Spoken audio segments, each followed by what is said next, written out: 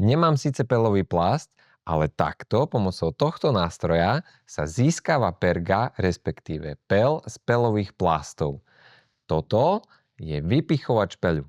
A zároveň správna odpoveď na našu tretiu súťažnú otázku. Perga je fermentovaný včelí peľ. Včely si nanosia peľ do úla, uložia ho do peľových plastov, pridajú trošku medu, zo pár enzymov, prebehne tam mliečne kvasenie a získame pergu. Niektorí to nazývajú aj včelí chlieb. Takže perga je vynikajúci doplnok stravy, plný bielkovín a rôznych vitamínov a minerálov. A dnešným výhercom darčekovej poukážky na 15 € sa stáva pani alebo slečna Gabriela D. Budeme vás kontaktovať cez komentár. Prosíme, napíšte nám, že súťažný produkt na zajtra je. A chceme presný názov, ktorý nájdete na našej stránke.